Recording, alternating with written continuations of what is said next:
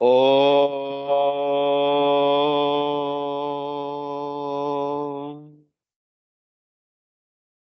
Om.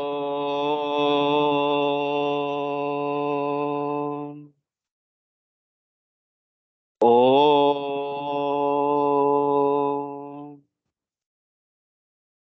Om Saishwaraya Vidmahe Satyadevaya Dhimahi Tanna Sarva Prachodayat. Om Saishwaraya Vidmahe Satyadevaya Dhimahi Tanna Sarva Prachodayat. Om Saishwaraya Vidmahe Satyadevaya Dhimahi Tanna Sarva Prachodayat. Om Shanti Shanti Shanti.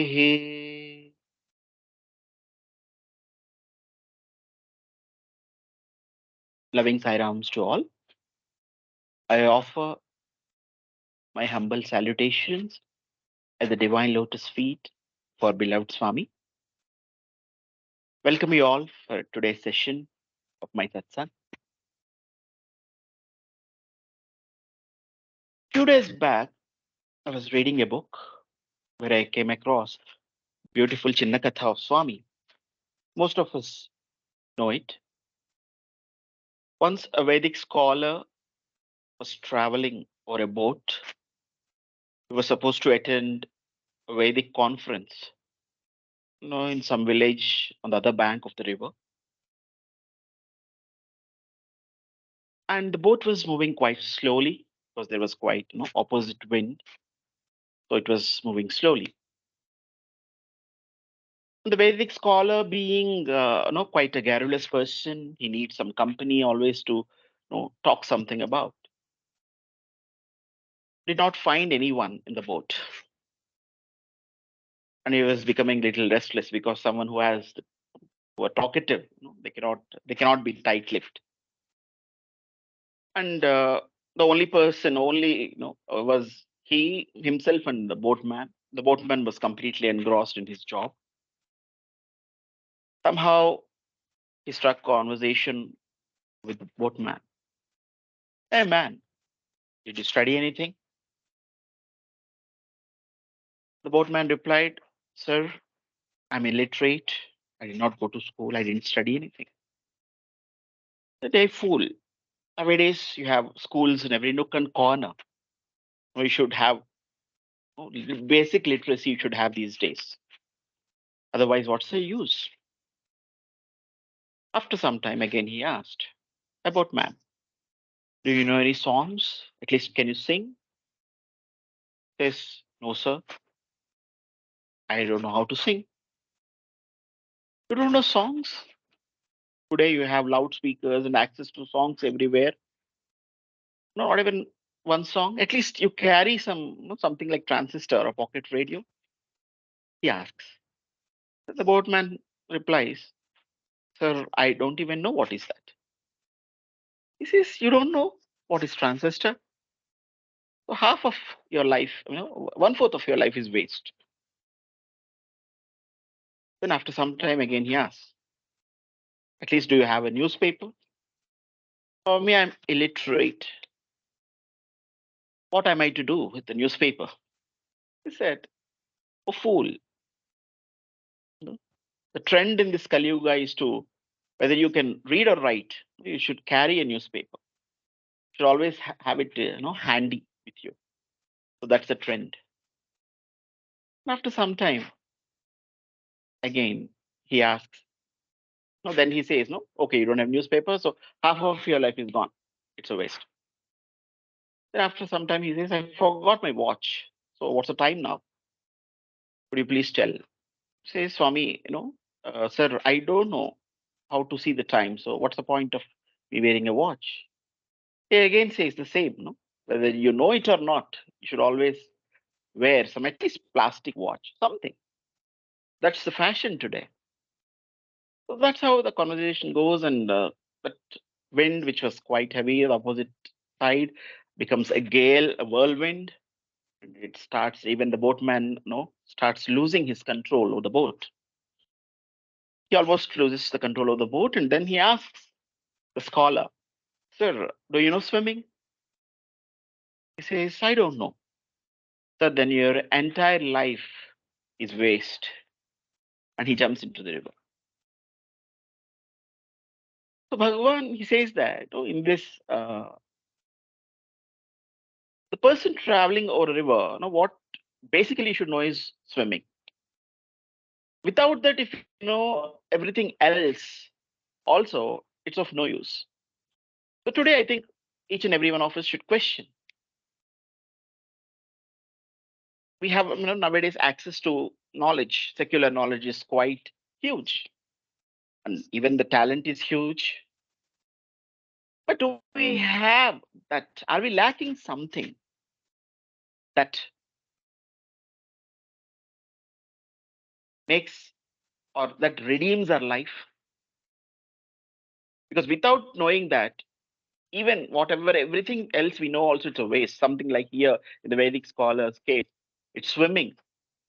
So having known everything, ultimately he drowned. Ultimately, he had to give up his life.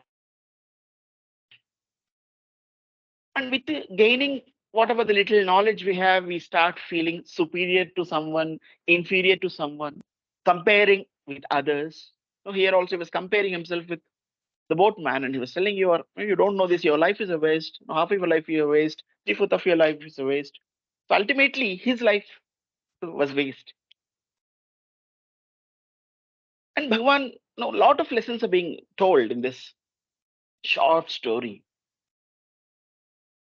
Even Bhagavan says, even though, no, as the Vedic scholar says, right? I mean, even though you can read or write, you need not, you just have to carry a newspaper. That's enough. That's the trend. That's the fashion today. So I think most of the times today, if you see the kind of youth they are in, consider, the kind of age they are in. So there are a lot of peer pressure. The comparison is no longer, confined to school. It has come in every aspect of their life. And thanks to social media, today, I mean, it's quite more looking at others, imitating others, feeling sometimes superior, even that leads to even ego. Comparison leads to ego. In spite of having all that, we don't have something where there would be no urge to compare also. There would be no need to compare also. We are lacking that. And ostentation is more. That's what Swami says. So that is the order of the day. That's the order of Kali Yuga, where ostentation, oh, at least you don't know, just you have to carry a newspaper, or at least you have to wear some, as a fashion, whether you know how to see the time or not. That's what he was telling. So today, that's what is happening.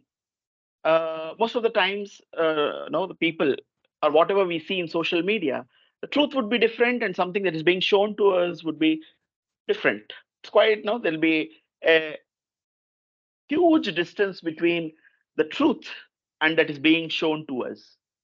That's what is happening towards the social media, and it's creating a lot of anxiety, lot of depression, even sometimes ego, all these things. So today's questions are quite interesting and pragmatic also. So yeah, the first question is: I know I am not supposed to compare myself to others, but how do I overcome the urge to compare in this scenario where you're distracted and you are being urged to compare, right from, because we are glued to phones and glued to technology. uh, in this scenario, how can I suppress that urge? So, and Swami says, having not known that, even if you know rest of everything else also, it's of no use. So what is that?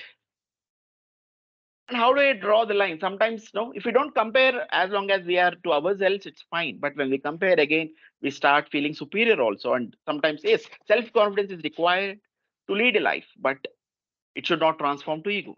So then, how do I draw the line between self confidence and ego? Ego means I'm going to perish one day or the other if I feel superior to someone. And even I should not even feel inferior to someone. And there should not be even comparison at all. So let us listen to Sai Chandrasekhar sir about his perspectives on these two questions. And after that, we'll have a fruitful discussion. Over to Sai Chandrasekhar sir. Sai. Sairam Suman, thank you. Sai. My dear Swami and loving brothers and sisters, a very loving Sairam to each one of you. Thanks, Suman, for that wonderful stage setting, if I may say so. Um, Sometime back, just a few days back, maybe 4 or 5 days back, when Suman called me and asked me to share my thoughts on this, first thing that came to mind is, Brother Mahendra has been asking me for a while to take one of the sessions in Gita Vahini or any of the Vahinis, and I've been telling him, that needs a huge amount of preparation. And right now I'm extremely tied up. I don't have enough time to prepare. Uh, and then I thought these seem to be simple, straightforward things. So maybe I think I can do this. And I said, okay to Suman. But then I realized after that this is not like an apple. In an apple, you peel the uh, outer layer and then you can consume it, eat it, and enjoy it. It's more like an onion. As you keep peeling one layer, there's another layer which comes and you remove that, a third layer and a fourth layer. Uh, so I pray to Swami to guide all of us through this discussion. I think, like brother mentioned, both these topics are actually connected, though the questions are separate, but there is a connection between these two. And I think we will probably understand that as we start discussing this. Now, the first question is, I know I'm not supposed to compare myself to others, but how do I overcome the urge to compare? So I think before we get to the second part in terms of overcoming the urge to compare, maybe it would make sense to just understand why is it we compare in the first place, right? That probably gives us some insights into how to overcome that urge. If we just look back, it looks like comparison is kind of hardwired into our system, if I may say so. Right from the time we are born, as babies, as kids, we are comparing toys with each other. And it starts from there, and it seems to be an endless journey of comparison. Um, and this goes on. And as Suman mentioned, it's deeply accentuated by the impact of social media, where we are 24/7 seeing something, talking to someone, consuming something or the other. And what social media has done is that it's converted this whole world into a relative world rather than an absolute world. And when I say relative world, it's all X versus Y or you versus me. And when I say versus, I'm not talking in sense of antagonistic or something, but in the sense of comparison. And that's really driving the whole world crazy, if I can say so.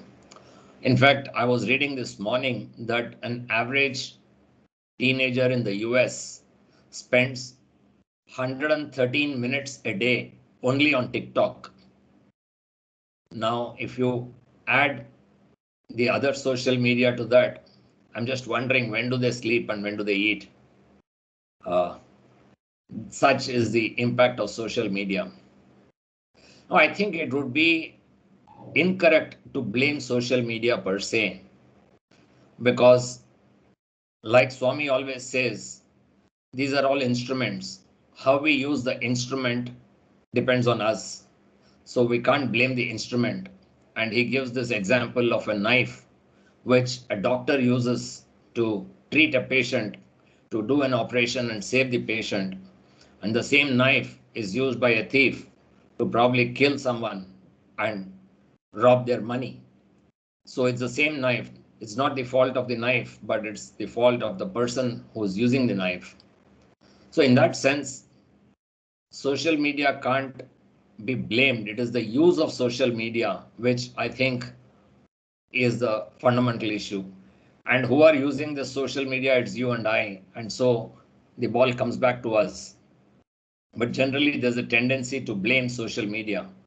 I think social media has also done a lot of good in terms of saving lives, getting people together, addressing issues which bother the world at large, and so on and so forth. But this whole comparison starts for multiple reasons. And the first one I said is because we are in a relative world rather than an absolute world. Normally, April to March is the financial year, and most companies do their performance review and the increments in this cycle. And I had a peculiar situation where someone got 7% increment and was quite okay with it, no complaints, life goes on, not too excited but not bothered. But the moment that person got to know that his colleague got 9% increment, all hell broke loose. So until then, he was okay. So it's, if that person has got 9, then how come I've got 7, right? While 7 in absolute terms is okay. So we are all living in this world where this comparison has become a constant factor in our lives, and we just want to be ahead, one step ahead. So I'm fine so long as I'm better than the others. The same thing applies if you've got two scenarios. One is I got 80 out of 100 in my exam and I came first in the school. And the next is I got 90 out of 100, but I came 10th in the school. I'm sure most parents will go with the first one, because the first question on seeing a report card of any parent's first question is, how much did X or Y get? All right. So that's, I think, one key factor. In fact, I go for a walk every day morning. I've been doing this for several years now. And I keep listening to some talk or songs. And so when I'm walking, sometimes I'm engrossed in that and I slow down. But the moment I see someone overtake me, suddenly, I start to walk faster. I say, hey, how come he's overtaking me? Right? Because it kind of hits my ego saying, oh, I should walk faster than that person. Looks elder to me, but he's walking faster than me. No way. And so I start walking faster. So it kind of permeates in every small thing that we do, consciously or unconsciously. And as it keeps permeating, it starts getting unconscious. So when I give the example of my morning walk, it is instinctive. It is automatic that the moment, there's hardly any time lag between seeing that and my response, because it seems to be hardwired. And so this whole thing about comparison is getting more and more hardwired. Now, the other element is also because of, I would say, jealousy. Okay, you can also say that jealousy results from comparison, or because of jealousy, one compares. And this again leads us to compare with others, because we are jealous of, it's one of those Arishad Vargas which Swami keeps talking about regularly. And again, something which takes a lot of hard work to get over. And this again leads to comparison. I'm happy driving my car until I see that my neighbor has bought a BMW, and then suddenly I start feeling jealous because I've compared. And it is not the car which is giving that happiness or unhappiness, because if it was the car, like Swami says, how does it matter if the car is parked in your house or that house? If the car is going to give you happiness, you can see that car and feel happy, right? It is the feeling of mine, I, mine, that the car is mine. And that's what kind of results in that happiness. And therefore, again, we have a situation where we are comparing, and that is primarily resulting from jealousy. The third is in terms of lack of contentment. Swami says that the richest man in this world is one who is contented. Now, it seems pretty simple, but it's the most difficult thing, I guess. Now, when there is lack of contentment, it seems that the grass is always greener on the other side, right? We always feel, oh, that is better than this. Though we have not experienced something else, we have not uh, consumed it or whatever. But always the feeling that now today you see a lot of youngsters, they're like rolling stones. Every 6 months, every 12 months, they keep changing jobs. And that's because they're comparing and saying, hey, I think that looks better. That's what happened 2 years back during COVID, which they call the great resignation rush. And now it's hitting everyone badly because they found that the grass is green only for a little while. It's no longer green on the other side. And so it's greed which kind of made one compare and say, hey, let me get over to the other side. And now everybody wants to get back to where they were. In fact, I know of IT companies, very senior people who are telling me that all those who left them 1 year back, 2 years back, have been calling nonstop saying, salary, I don't care. You just take me back. I'm happy to come back at whatever salary I was getting when I left. So again, the short term versus long term kind of a scenario. The other element of why we want to compare is because we have this urge to be unique. I want to be different. It doesn't make sense if I'm one of the many. In this classic thing, Swami keeps telling all of us that all of you are God. We listen to that. I don't know how many times we have listened to that. But that doesn't elate us, bring joy or bring elation in most of us, right? We just hear and move on. But if Swami came and told us, in your previous life you were a rishi, that's why you came here to me. Or in Treta Yuga, you were one of the monkeys who helped me. Then our joy knows no bounds. Because there I'm unique. I'm the only one who was a monkey in the Treta Yuga amongst all the people that I know. Because Swami didn't tell others. But Swami told everybody is God. So you're also God, I'm also God. So it's all the same, right? There's nothing unique about it. So that really doesn't excite me. So comparison also stems from the fact that each one of us want to be unique. We want to portray ourselves as very different from the rest. Now, but is it always bad to compare? I think there are situations where one needs to compare, and we should be careful about that. For example, if you are conducting job interviews I'm sure you have to compare and select the best, though you need to be humane to the rest. But if one says, oh, it's wrong to compare, I'll not compare, then we might end up picking the wrong person, right? So where the work requires one to compare, then they have to do it. A lecturer has to compare the answers and give marks accordingly.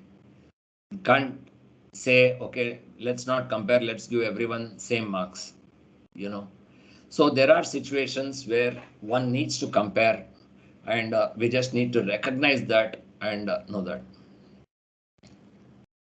Now, what happens as a result of comparison?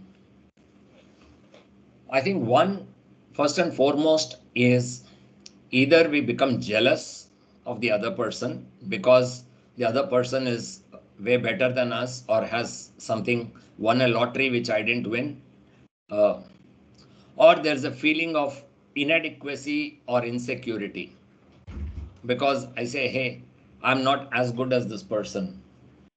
And therefore, there's this feeling of inadequacy.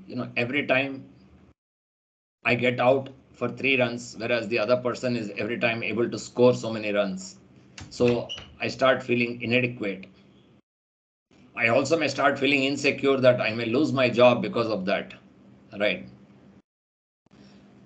Then the other thing which can happen, as Suman mentioned, is pride.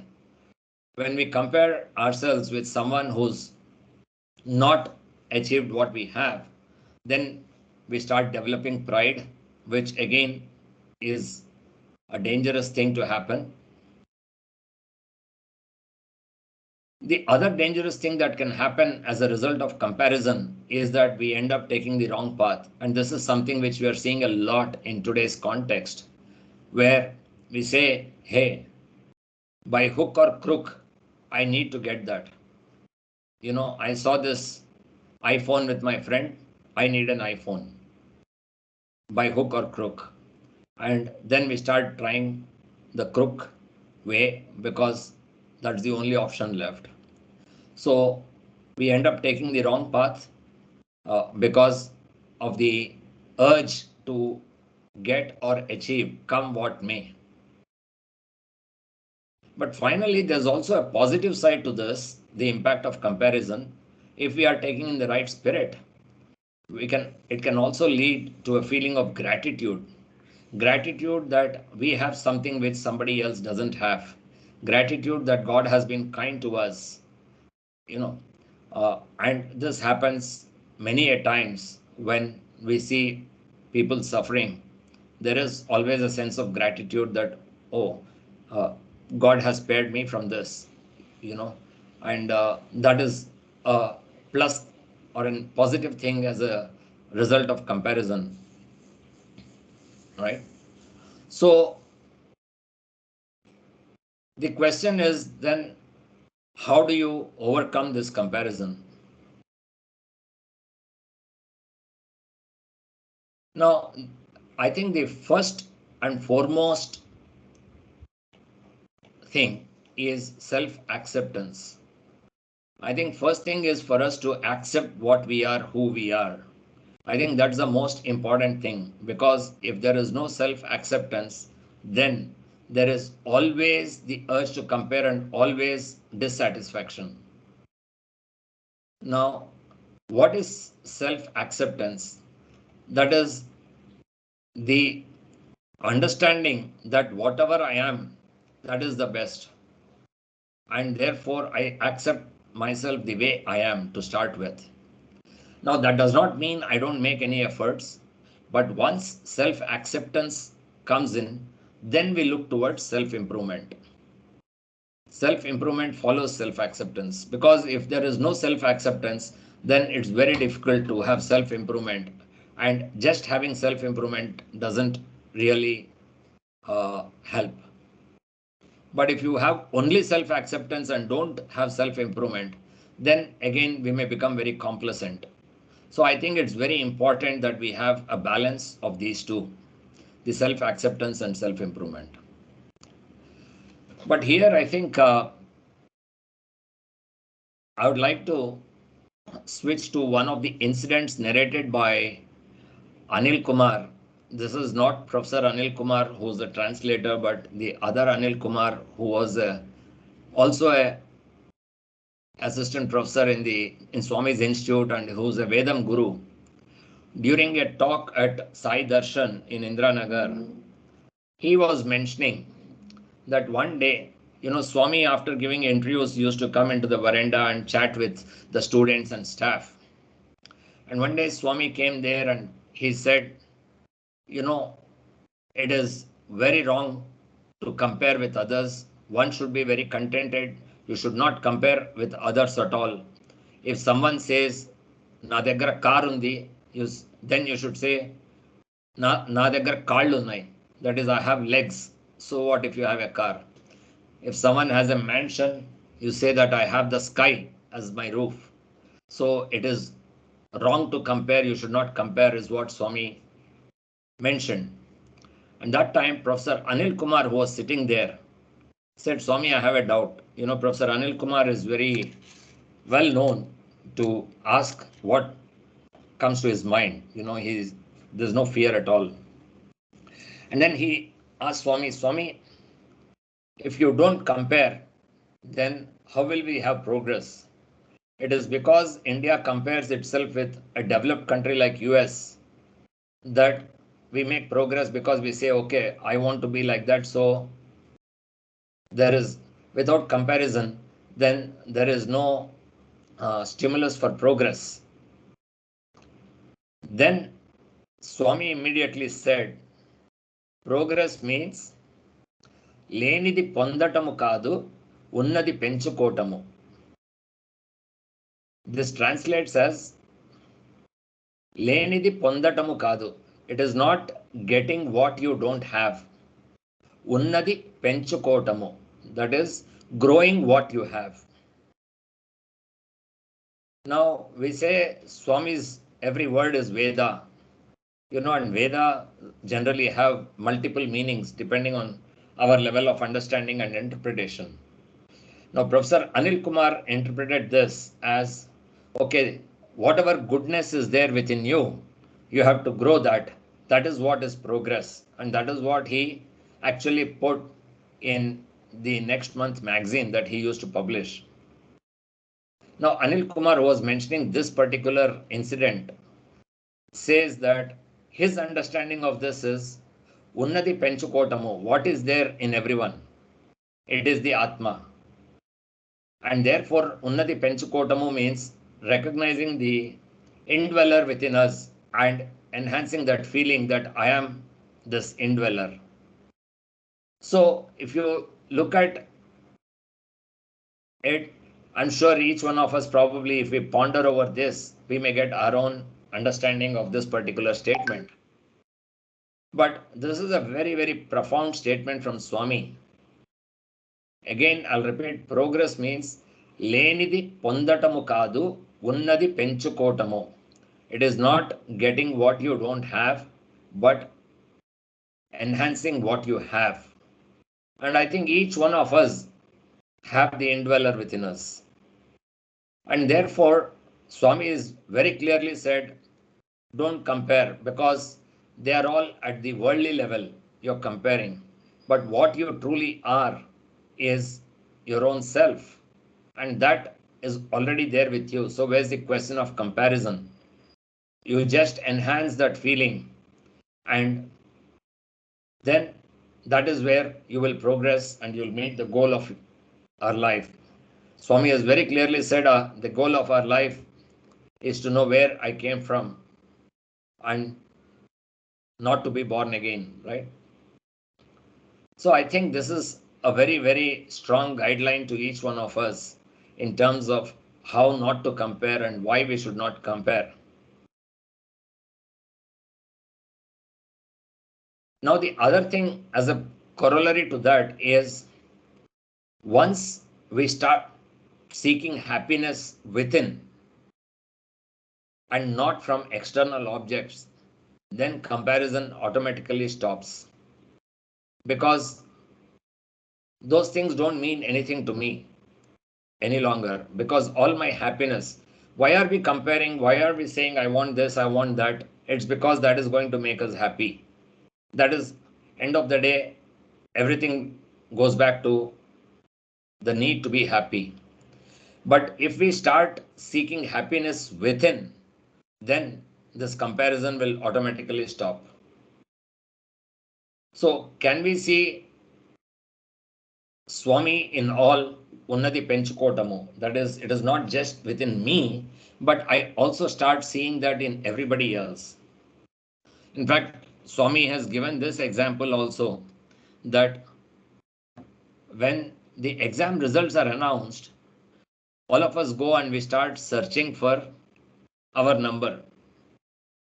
So Swami says there are probably a lakh numbers in that newspaper, some 10 pages full of numbers. And you are looking for your number, searching everywhere. And if you don't find your number, then you are grief stricken. And you are joyful if you find that. So he says, why can't you see that and feel good, saying, oh, so many thousands of people have passed the exam. Rather than looking for your number, why can't you feel that?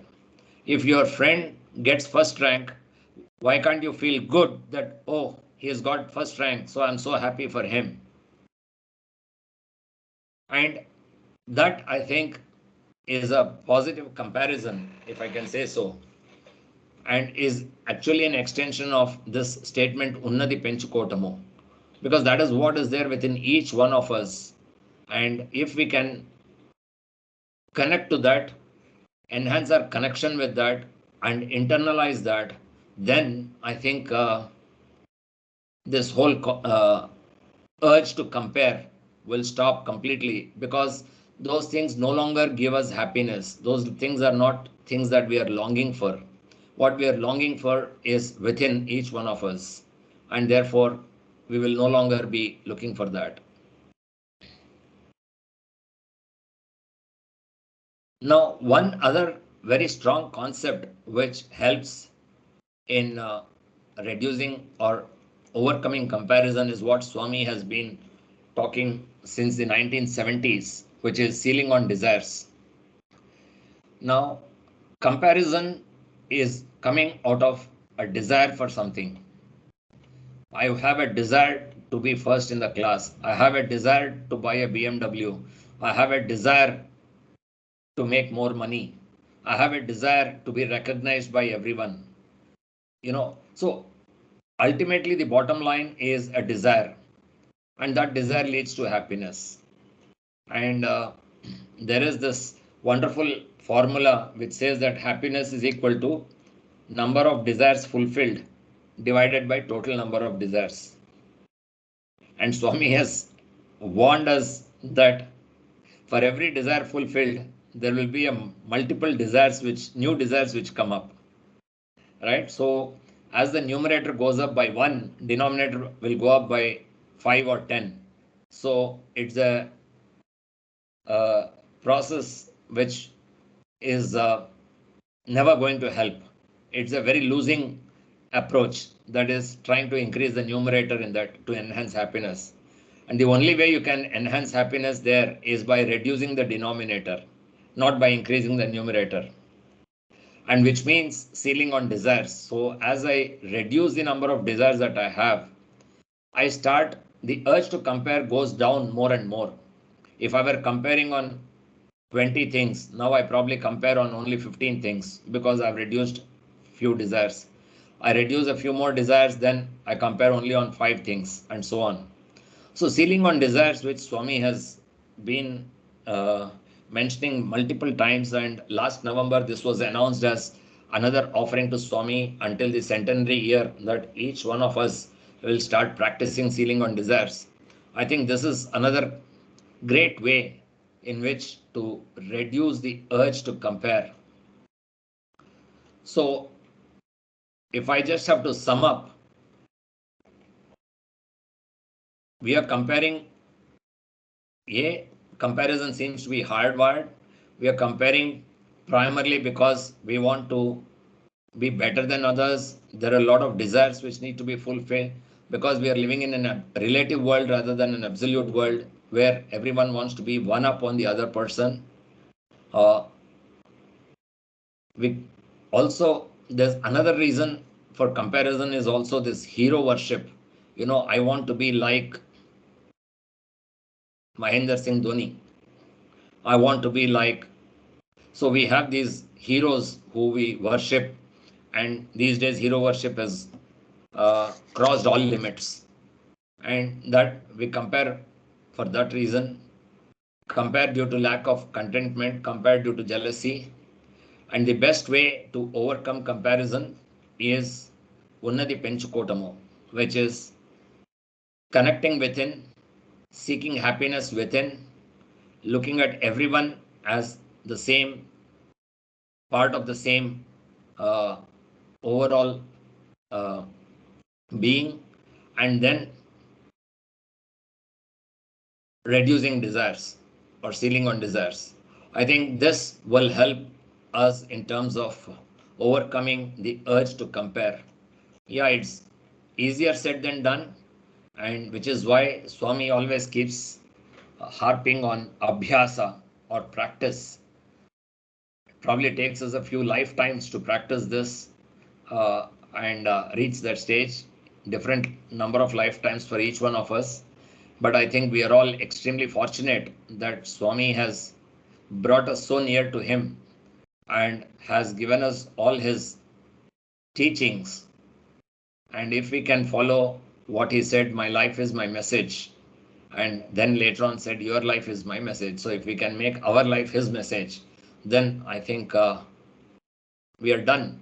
So I'd probably close here on the first topic, uh, and then move to the next topic.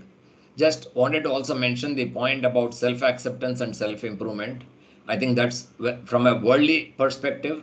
I think those are two very important aspects of uh, controlling the urge to compare. How do I ensure that I accept myself the way I am, and then work towards self improvement, uh, and have a good balance between uh, these two, the self, and they're both required, because self improvement without self acceptance or self acceptance without self improvement, both would not be useful. And yeah, so now I'll shift gears to the next one, which is how to draw the line between self confidence and ego. Now, let's first understand what is self confidence.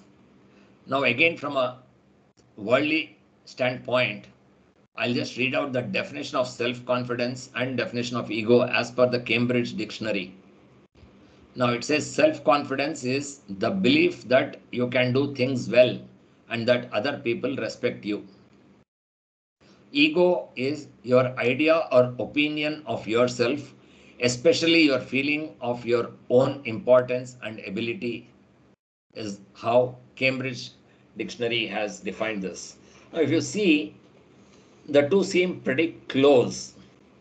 And if you just do a technical analysis, it seems almost that they're synonyms, self confidence and ego. But actually, we will discover that they're actually the opposites.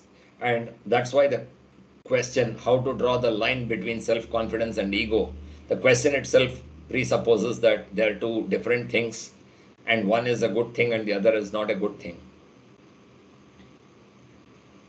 So the belief that you can do things, so self confidence. Now, I think that is very, very basic to our existence. Anything that we want to do, simple things, walking, eating, talking, if we don't have self confidence, we can't do. Any small thing, any big thing. Without self confidence, we can't do, because we have to believe that we have the ability to do that. So it is the ability to do and our belief that we have the ability to do. Now, that belief comes from within, you know, because it is kind of ingrained, it is embedded. But if that belief comes from outside, then it turns into ego or pride. So ego can be equated with pride, again, which is one of those six Arishad Vargas. Again, here I'm talking purely from a uh,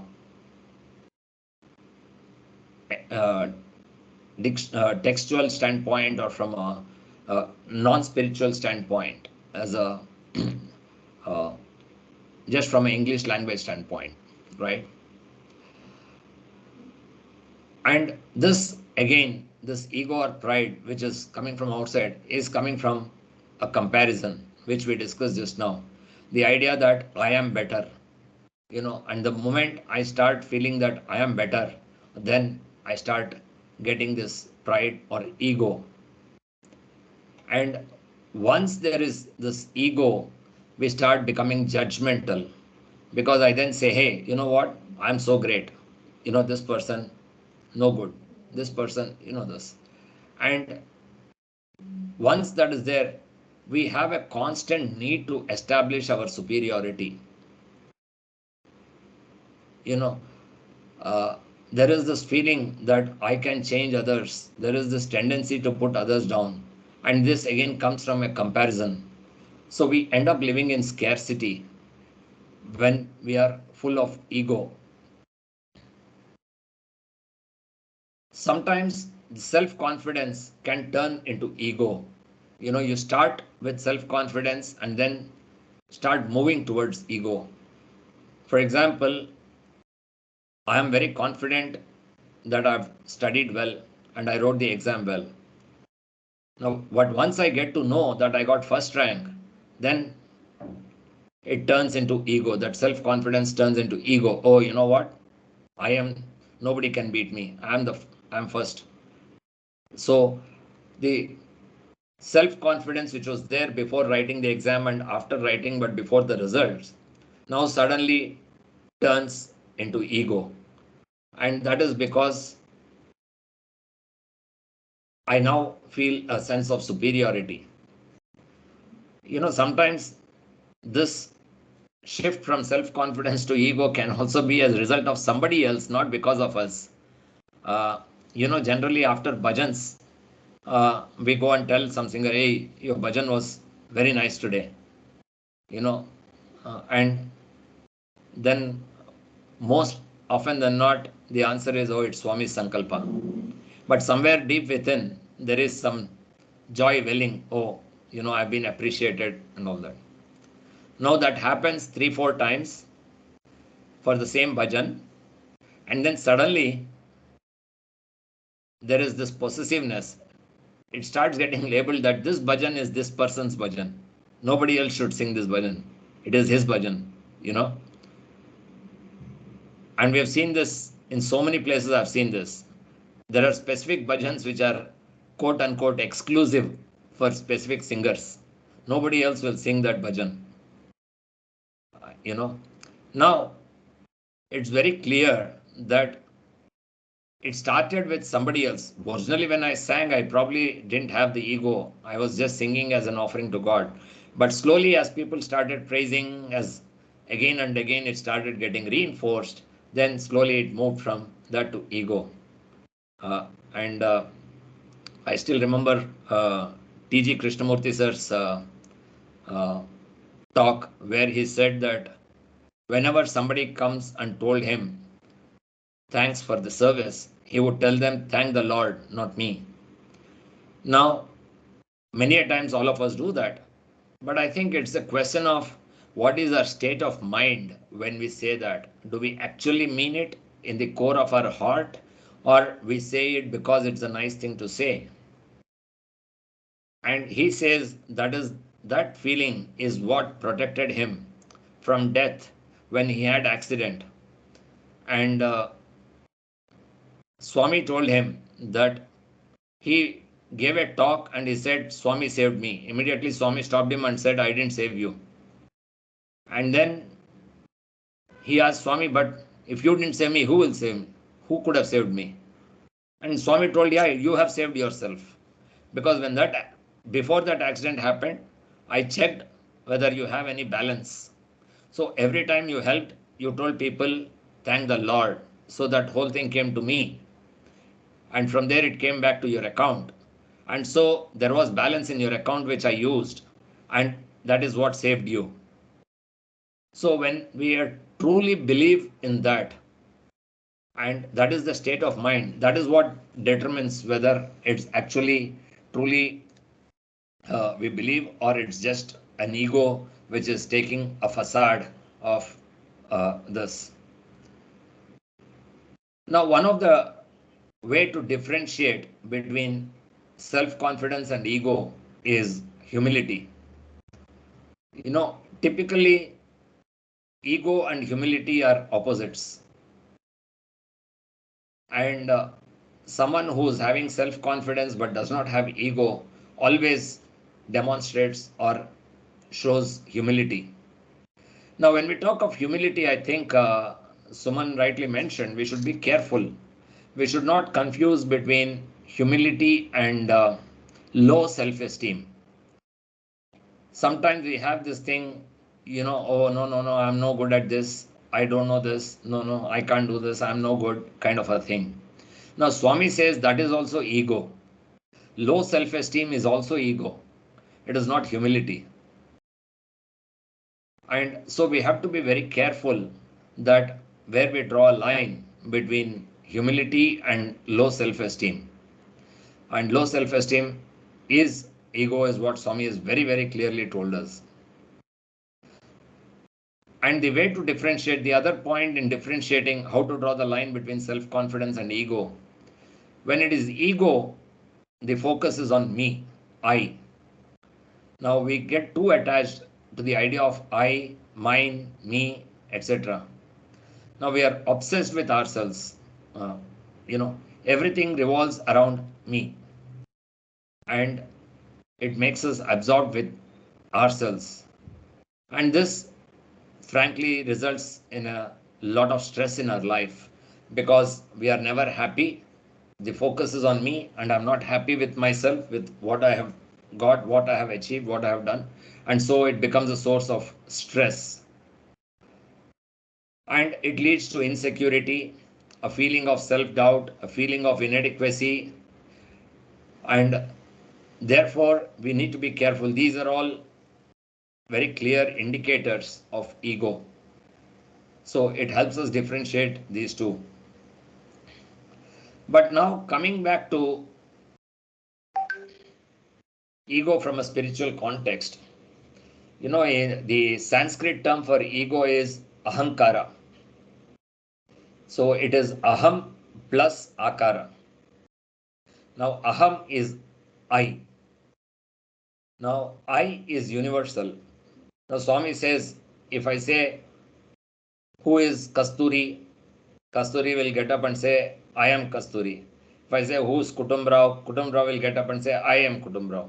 So there is a I which is common across all, and that I is divine. It is universal. Now, akara means body. Now, the challenge comes when this I gets attached to this akara, a shape. The body has a shape, so you can equate that. And when this I starts getting attached to the body, that is when all the problem starts. And that's why Swami defines ego as body consciousness, the feeling that I am the body, or the belief that I am the body, is where ego is. And the moment I have that feeling, because each body is different, it makes you believe that you are different from others. And the underlying principle that it's the same divinity which is universal in each one of us is completely destroyed, that feeling, because the moment the akara is, and I start associating I with the akara, then it is that whole concept of universality of God is gone. The other is and therefore we need to be very careful. In fact, Swami has also said that we can say everybody is Dhritarashtra. He says the meaning of Dhritarashtra is one who considers what is not mine as mine. So here, anyone who considers the body as mine is clearly a Dhritarashtra. So when we have body consciousness, then we become a Dhritarashtra, and that is what is ego all about. Now, when we are born, we are born with a question. Swami says, Koham, which is who am I? And this Koham, we are looking for the answer, which then goes and reaches the stage of Soham, which is I am that. Now, once when during those discussions in the veranda, Swami came and asked everyone, who am I? That is, he was asking them to say who Swami is. And there were a plethora of answers. You know, your Prema Swarupa, your love walking on 2 feet, your Akhilanda Koti Brahmanda Nayaka, you are the Kali Yuga Avatara, all kinds of things. Then Swami was not happy with any of those.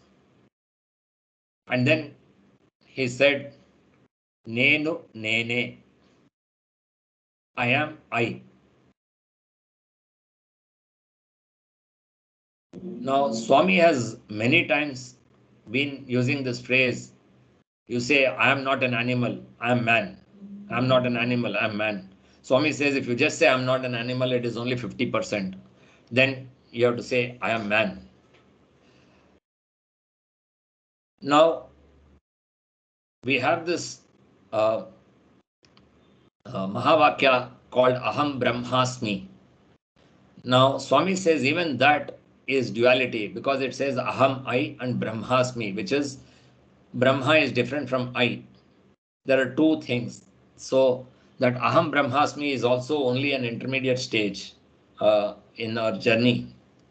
So, when I say I am not an animal, and then I move from I am not an animal to I am man, and then from there to I am I. I think that is the journey Swami wants each one of us to take. In fact, man is a highly elevated stage. In fact, Swami has given a full form to man as an acronym. He says M stands for Maya remove, A stands for Atma see, and N stands for attain Nirvana. Nirvana attain. So, and when you reach I am I, that is the stage when we have attained Nirvana. And man is the only living being who's got the capability to attain Nirvana. All other forms of life have to ultimately become human to attain Nirvana. That is the intermediate stage. So the journey goes from I am not an animal to I am man to I am I. And that is the journey that Swami wants each one of us to take. And when we are able to do that, then automatically there is a complete disconnect between the self confidence and ego. There is no more ego at all because we have moved away from body consciousness and gone into I am I. So, if you look at it, this whole concept of ego is just out of ignorance. And in order to get rid of this ignorance, one must first get rid of spiritual ignorance, is what Swami says. And only when these two are got rid of, then the ego can be vanquished. This is what Swami said in a speech in July 1997. So, spiritual ignorance, secular ignorance, both, one has to kind of get rid of that. And then we will have got rid of ego. In fact, Dakapasar once gave the definition of ego as edging God out. So when we start considering that I am the body, it means I am edging God out. I'm no longer saying I am the God within. I am only the body. So I'm pushing God out of the whole equation. So I think again that kind of reinforces the how ego and our body consciousness is what is the big difference between uh, being egoistic and not being egoistic. And so long as we have ego, it becomes very difficult to gain self-confidence. Because the self-confidence there we are talking of is only in terms of secular. Swami says self-confidence two types. One is the small s and the other is the big S. Small s is more from a secular standpoint when we talk of self-confidence, what we discussed earlier, ability, etc. And that is accompanied with ego. But when we get rid of the ego, we move from the small s to the big S, capital S, in terms of self confidence, which is the confidence in the self within me. And the moment we have that confidence in the self within me, then I think there is no looking back.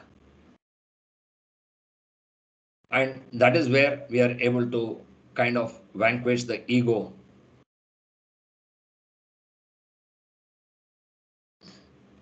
I just quote Swami on 19 Jan 2001. He says, "Man today has lost confidence in self and faith in God.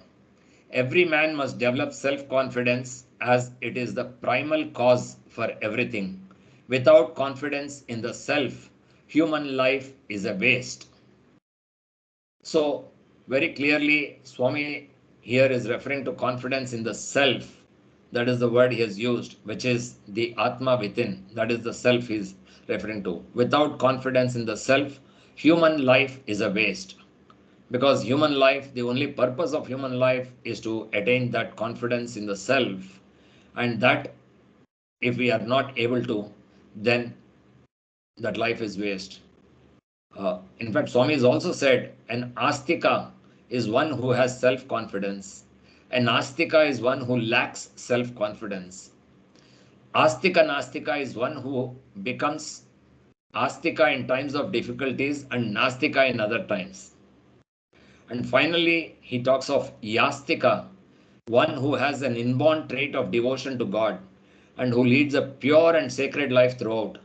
And the example Swami gives for this is Prahlada. That is right from birth.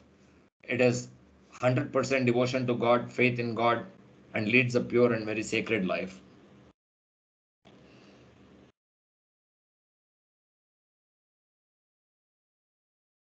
So I will end by just mentioning one other uh, quote of Swami. One can attain a certain level of success in the spiritual practices only when one develops good qualities. Without the good qualities, one can only experience indulging bad thoughts and cannot experience peace in the practices. One must take to actions that will purify and cleanse oneself. A sanctified self leads one to have confidence in self, and self confidence leads to the experience of bliss and happiness. Without purifying the heart, how can one experience self confidence? So, again, it comes back to purifying the heart, the uh, abhyasa, which is the only thing which can help us in this whole process of developing confidence in the self, or Atma Vishwasa, as the translation can be. Only when man develops such Atma Vishwasa can he set an ideal to others. Man today does not understand the meaning of self confidence. First of all, man should have faith in himself. So, the faith is utmost. Swami has spoken about faith so many times, and that is the start point. And ultimately, Swami says devotion and self confidence are like the negative and positive. It is the combination of these two that will enable us to fulfill our sacred thoughts. So, faith, devotion, self confidence, all these are interlinked, and this is what leads to self confidence. So, very clearly, the line between self confidence and ego, I think, is not so difficult once we understand what we mean by confidence in the self and what we mean by ego, which is nothing but attachment to the body. So I think I would stop here and maybe have some time for discussion and others to share their thoughts. Thank you, Brother Suman, for this wonderful opportunity. It actually forced me to look within, look at what Swami has said on various topics related to this, and it's been truly a blissful experience for me the last 3 4 days. So thanks for this opportunity, and back to you.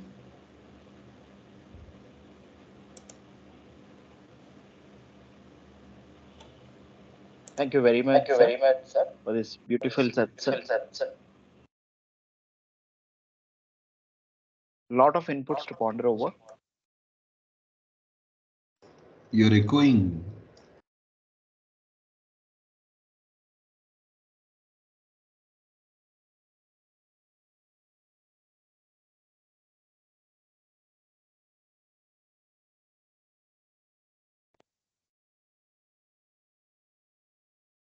Yeah, now it is open for all. So kindly put forth your thoughts or any questions.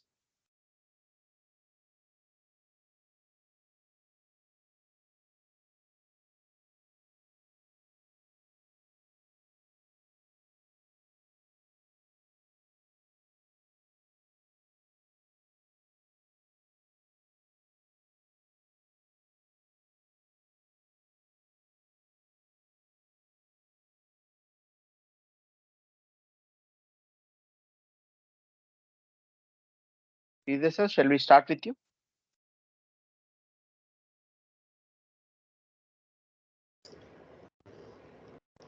Um, I'll come in a little later, Saira. Sure.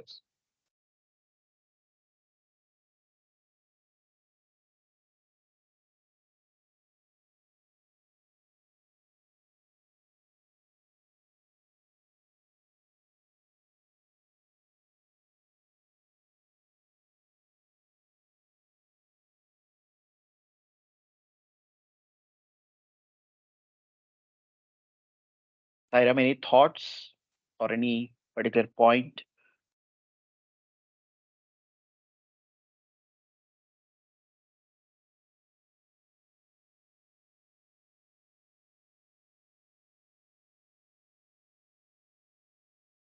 Suman, Sairam. Sairam.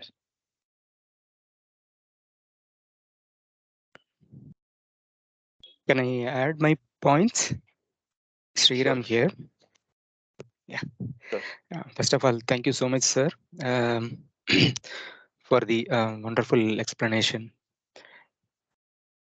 on the ego and the self-confidence.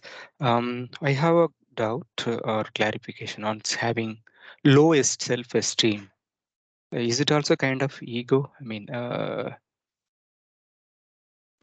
because low self-esteem is again due to less confidence, self-confidence. So one has to improve on self-confidence so that he can improve on low esteem, right? So how do you say that it is an ego? Yeah, so Swami has very clearly mentioned this in multiple discourses. See, what happens is low self esteem sometimes is also more a posturing rather than actually, and sometimes it is because, see, when you say I'm not capable, that is another form of ego, because again you are attaching yourself to the body, right? When you Mm. think you are the body, then the question of I'm capable or not capable comes. But if you believe you're the indweller, then there's no question of, I can't do this, I'm not capable, and all that. So the fact that you're saying I'm not capable means that you're still looking at yourself as this body. Yeah. Thank you so much. I understood. Yeah. It's the first time I got this clarity. Thank you so much. Yeah. Sairam, but others can feel free to add if there are other viewpoints.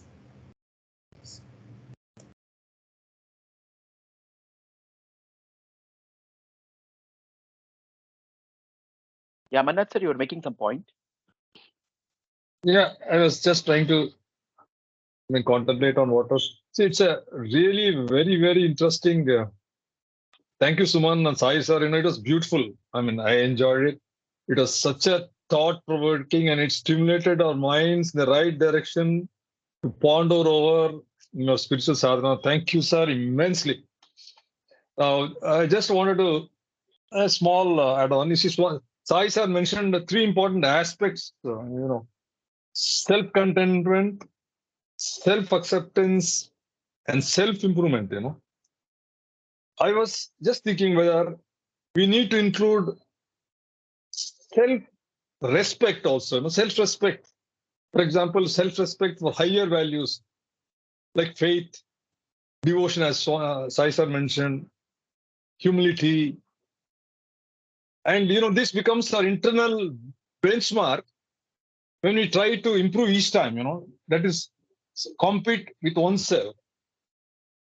And the second thing which I was reminded of was the beautiful 4 F's Swami keeps saying. The 4 F's are so apt for this particular topic. The importance of the 4 F's Swami keeps mentioning. First F, follow your master, or your conscience, or the self-respect part, which I just mentioned.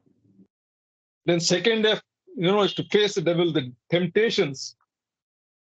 And third F, to fight till the end, the Shadripus, what Sai sir mentioned, the 6 Shadripus, including the ego. And the fourth, of course, the finish at the goal of achieving moksha. And Sai sir was very, the crux of the whole thing, as we could see, what Sai sir mentioned, which I need to again contemplate, is discovering I am I, and secondly, the sense of doership, and doership being only Swami and no one else but Swami, to whom we totally surrender. I need your recordings as soon as possible, Suman. We need to contemplate a little more, but it was beautiful. Thank you very much. Sairam sir. Thank you. Sairam sir, thanks. Sairam, in the context of what Amar sir said, how do we take this expression self-esteem, distinct and different from pride? Is there anything called self-esteem not in secular parlance, in spiritual parlance?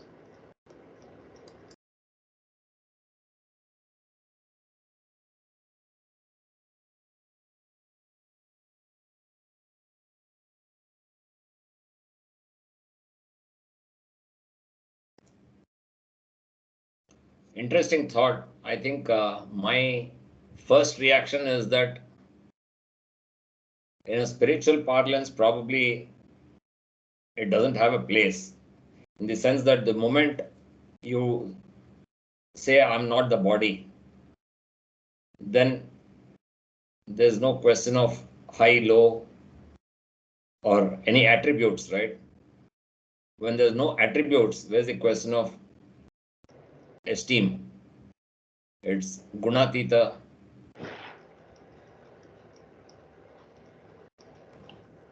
That's the first thought that comes to mind, but I never got this thought. I'll have to contemplate on that a bit.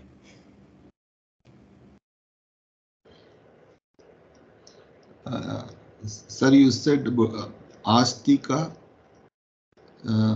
nastika, and also said something about Prahalad being something. Yastika. Yastika. Yastika.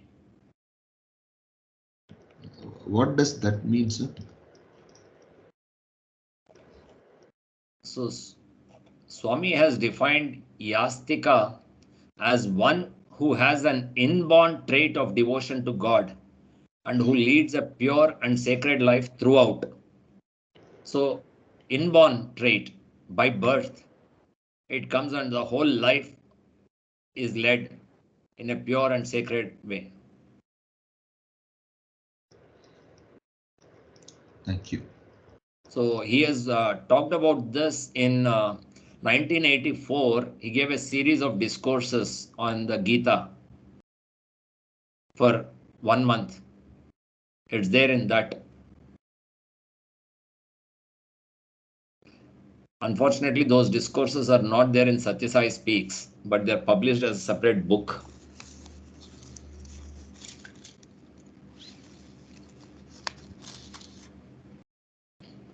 Sir, one more question, sir.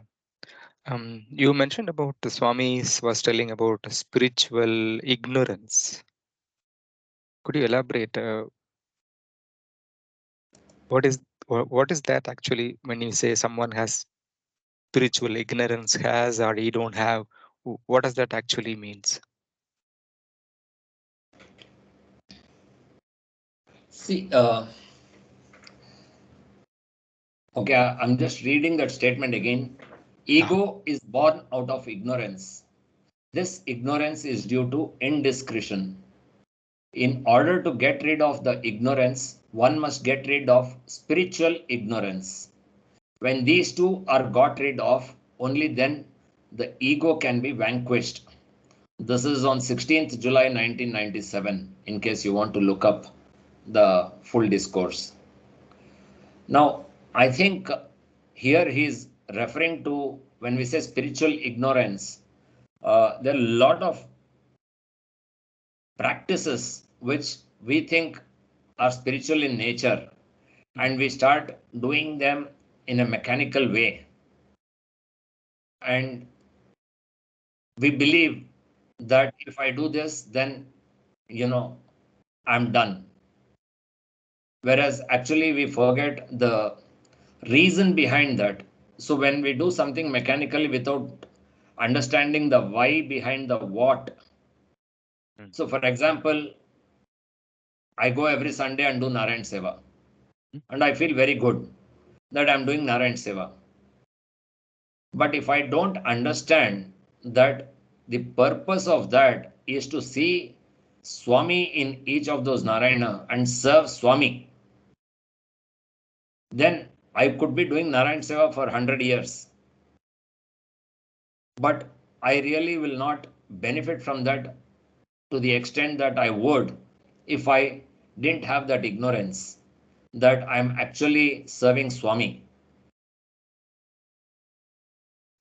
Yeah, it's a valid point here. Thank you, sir.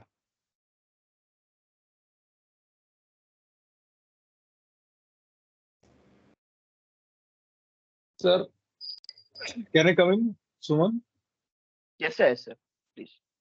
Sir, you just mentioned about the influence of the three gunas, which is it's a very interesting point, because overcoming this tamas with rajas and rajas finally overcoming with sattva perhaps ensures us that we are on the right spiritual path until we finally overcome the sattva also. This is a very, food for thought, sir. Thank you once again. The effect of gunas is definitely an important point as far as ego, handling the ego is concerned. Thank you, sir. So Swami has said we have to overcome tamas using rajas, overcome rajas using sattva, and then get rid of sattva also. So yeah, I think that's a complete discussion in itself, or maybe multiple discussions.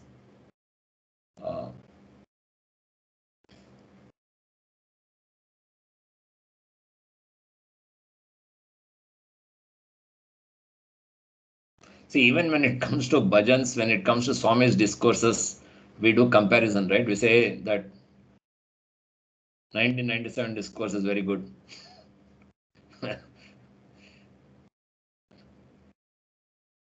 How can any discourse of Swami not be good? Maybe that would be the initial state, sir, right? So unless we Kind of. cross That's that, what. That is the journey. yeah. During the journey, we also compare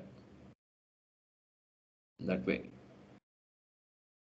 What we probably want to say is I connect to that much better, but we end up saying, oh, this is a very better.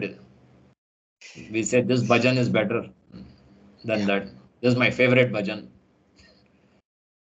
So it's more that we connect to certain things more easily, and we kind of try and portray that as a comparison.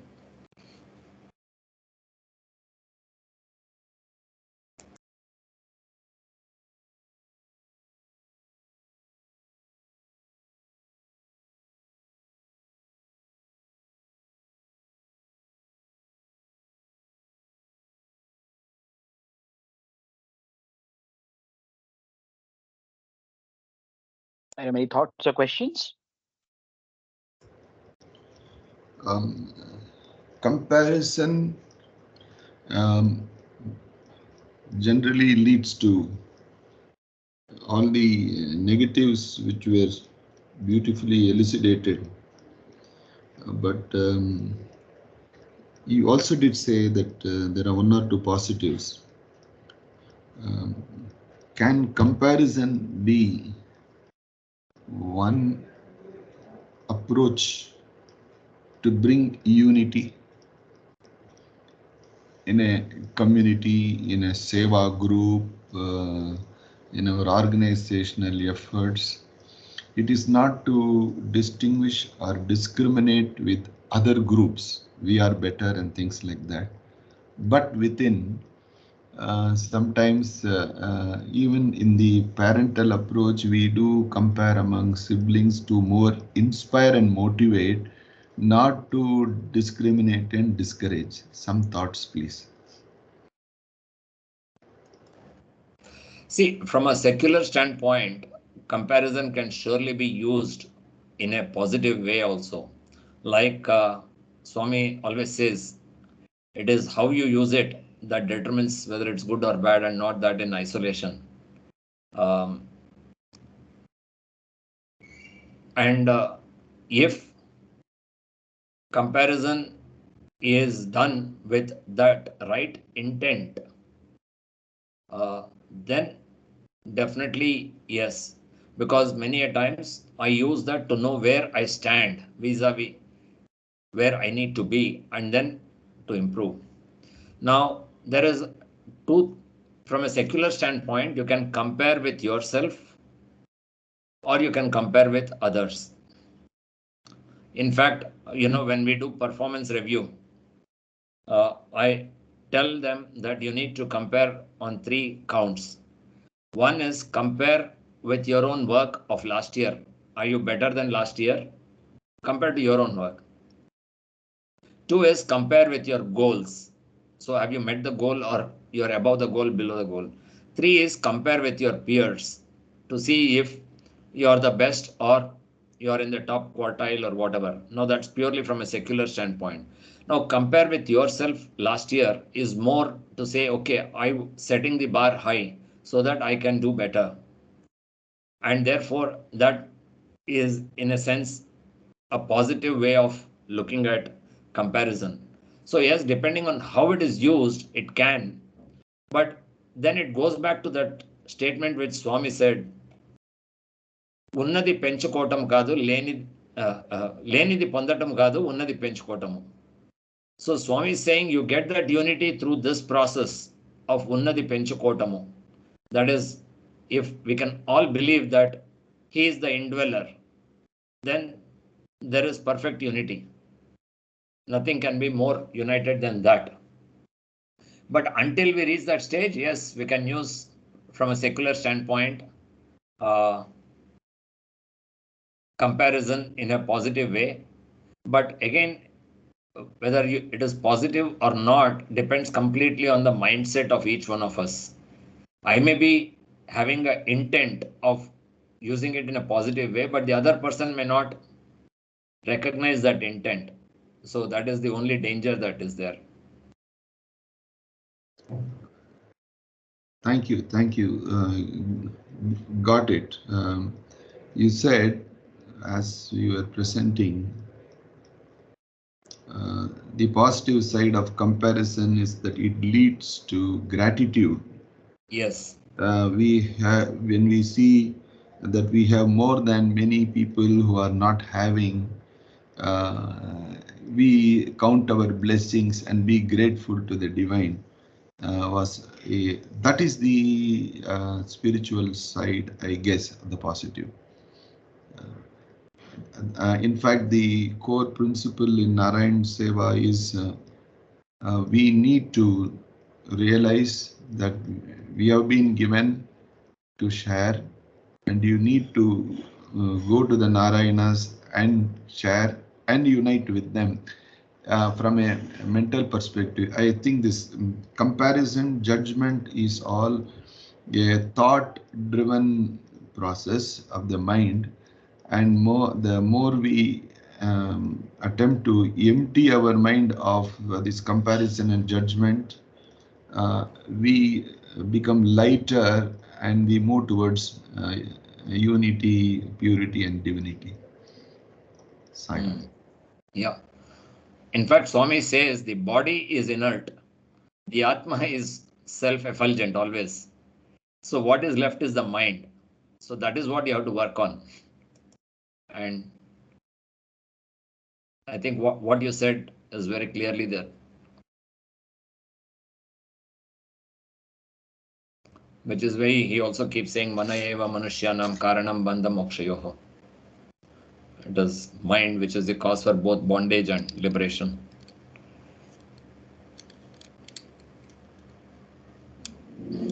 But Sai sir, you mentioned at the beginning that the whole system on which we are working, for example, it starts in the school, it starts in the childhood, from the toys, from the school. Don't you think the whole system itself has to take a different perspective? How do you think we could really move in this direction, Sai sir? See, when we talk of system, system is nothing but all of us together. Now, when a child is born and a child is given toys, nobody is telling the child you go and compare and do this. If at all anyone is doing it, it is the parents, right? Until then, the children are fine. Now, when they go to school, who is it that was comparing? Again, it's the parents and teachers, right? How much marks did you get? How much did that guy get? My neighbor. You know, so to that extent, it is all of us as human beings who will have to bring that change within ourselves. Now, if that is what you call the system, yes, that is the system. But system is nothing but a sum total of each one of us. I don't think the school system is saying you compare. It is we individuals who kind of maneuver it that way. And then once it happens at the foundation stage, it gets hardwired. Then it becomes very difficult to undo. Undo. True, sir. Very true.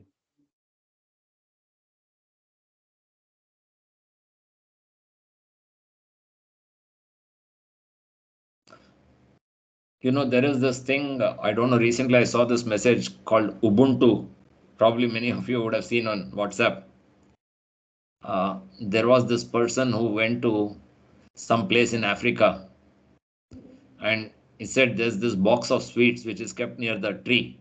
Now, all of you kids, there's a running race. Whoever reaches that tree first can take that whole box of sweets. And when he said, get set, go, all those kids held each other's hands and they walked towards the tree together. And then they took that box and distributed amongst themselves, and everyone had it.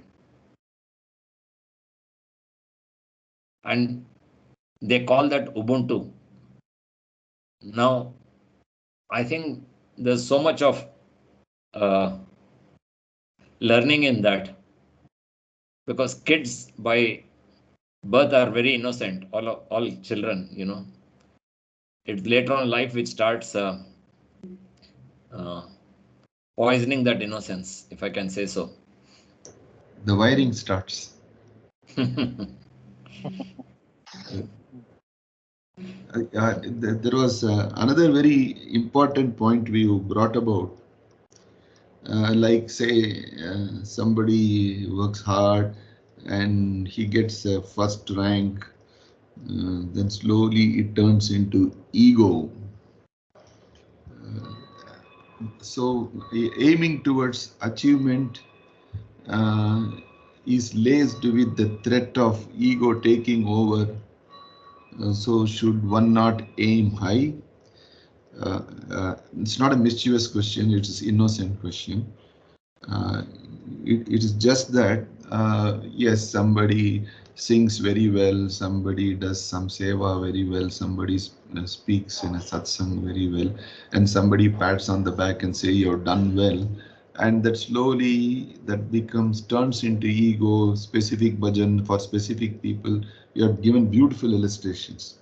So what is the inner message? And I think in the end you also said, TGK uncles, thank the Lord, not me.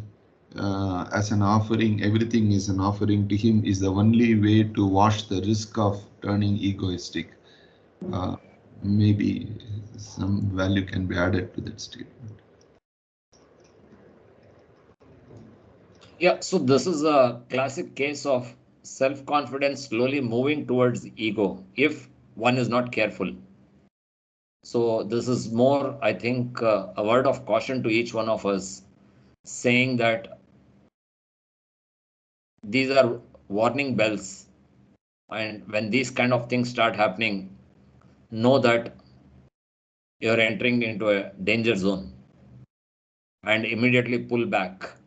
So it's more that we need to recognize the situation and then pull back and not dig ourselves deep into that pit. And I think that is a classic case, TGK uncle, which is said, and all of us say this. The only question is how many of us actually mean it. That is for each one of us to decide, nobody else to decide. But if we are able to, the moment something like that starts springing up within ourselves, if we are able to go back and remember this and then offer it back to Swami, then I think we are safe. But the moment we start feeling, oh, I am the one. I don't know if there's one very interesting incident which happened. After the discourse, Swami sings a bhajan. Once while singing that bhajan, Swami suddenly forgot the next line. And then there was one student sitting there. Swami looked at him and he prompted. And then Swami sang that line and the bhajan got over. Now this happened 3 days in a row. So first day he thought, okay, Swami forgot. He didn't think much about it. Then second day, same thing happened. Third day, now he started feeling, oh, you know what? I am helping Swami remember the bhajan and all that. That ego suddenly, after 3 days, it became huge. He was a bhajan singer. He was part of the bhajan group. And next day, Swami came there. They were all sitting there before the bhajan. Then Swami asked him, what bhajan are you going to sing today? He just could not remember. He could not recollect. He tried very hard. Until then, he had practiced that. But he just couldn't remember the bhajan. Then Swami said, okay, what bhajan did you sing yesterday? Again, mind is blank. He just could not recollect what. Then Swami told him, that's okay. Why don't you sing any bhajan that you sing? And this person who knew hundreds of bhajans just could not recollect even one bhajan. And that is when he realized, this is a game Swami is playing. I had this ego that Swami forgot the bhajan and I'm reminding him. And he is now showing me that So, this is such a tricky thing that very experienced people fall into that trap. People who are, you know, living in close proximity of the divine, who are experiencing the divine day in, day out, are falling into that. So, this is kind of a reminder to us that these are some red lights, which when you see, better step back. That's kind of how I would look at this.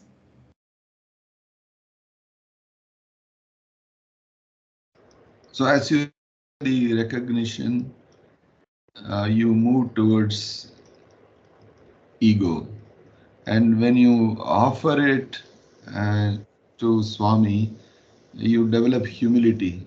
So humility and ego are the opposites, I guess.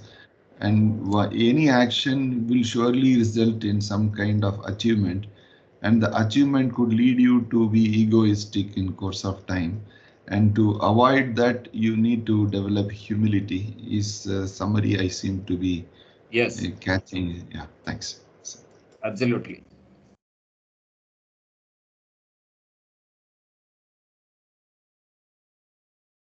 Is that what is meant by losing body consciousness in the context of what we discussed?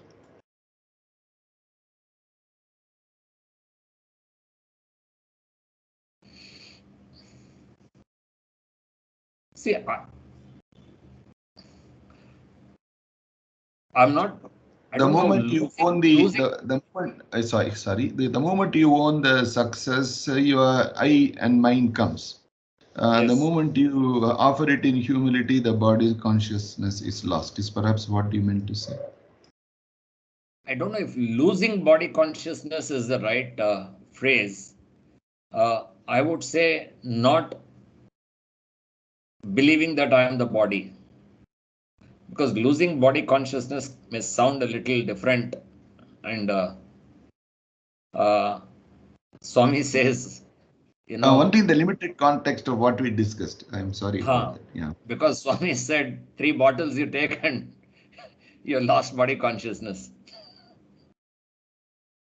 Very hilariously, he has said that once when he was talking about meditation, because they say meditation is nothing but losing body consciousness. That's what some people say. If you drink 3 bottles of alcohol, then you lose body consciousness. Would you consider that as meditation? Is what he was asking. When the surgeon administers the chloroform or something for surgery, you lose your Yeah. sense. That's not. You got it. It's with full awareness that you are not the doer. It is Yeah, he yeah. who is the That doer. was the. Uh, okay.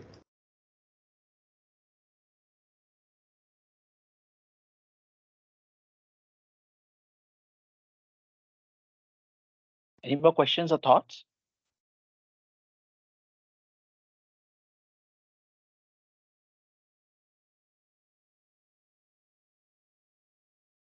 I have a question.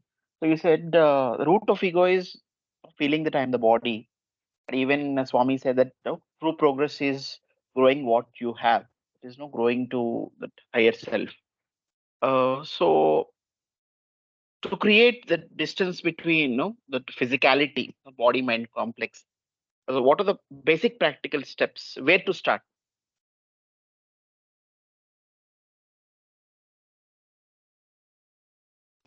See, I think, like Swami said, we have to work on the mind. That is the key, because he says body is inert. It'll just follow what the mind tells it to do, and the Atma is anyway effulgent. So it's the mind which can take you in whichever direction. And so, which is where he talks of spiritual practices, uh, you know, and each one of us, I think, probably, uh, you know, uh, connect to a particular practice. For example, I've heard people uh, who are uh, who lived very closely with Swami, physical proximity of Swami, enjoyed a lot of physical proximity, hundreds of interviews and all, and who say, I can never do meditation. That is not for me. But they have something else which is there for them. So I think each one of us probably have certain practices which we connect to. For somebody it is namasmarana, for somebody it is seva, somebody it is meditation, somebody is japa or whatever. But ultimately, as Swami said in that, it is purity which is the key. And whatever helps you in terms of purifying the heart, that is the practice which one can take. And purity, and he has said, devotion. Now, devotion again is very, I would say devotion doesn't necessarily mean sitting and doing bhajans or doing some yajnas, yagas and all.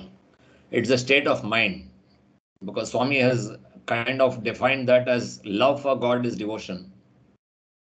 And so you can express your love for God in any which way you want, through seva, through any other activity, uh, through even in the Jnana Marga, you can express your love for God. So I think there are enough and more, and that's the best part about this whole thing, that you have a large menu and you can choose anything and it will take you to the goal. And that choice is something which is very, very, I would say, compelling, and it also very empowering, because it's not restrictive. There's huge amount of choice. So I would say that is what each one of us can pick what works for us and move forward. Thank you, sir.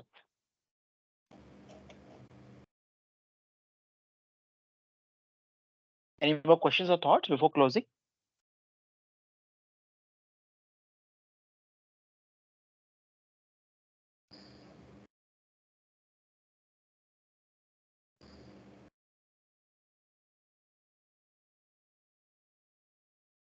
Thank you very much, sir, for this wonderful evening.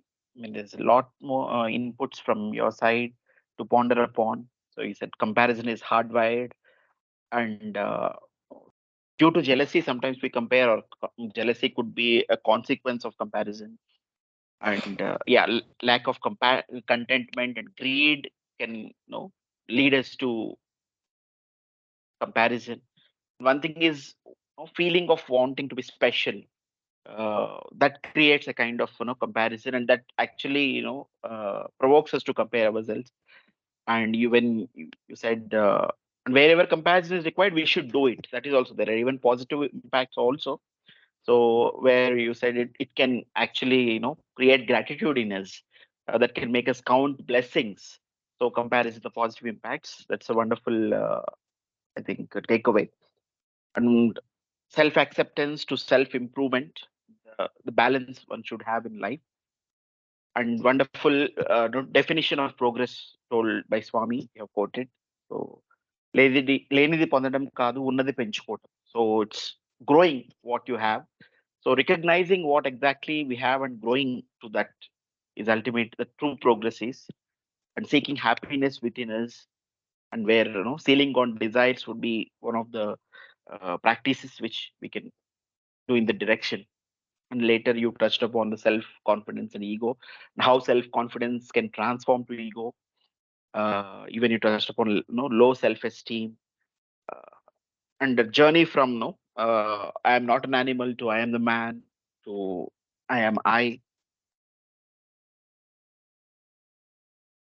And the self confidence part regarding the smallest and the biggest.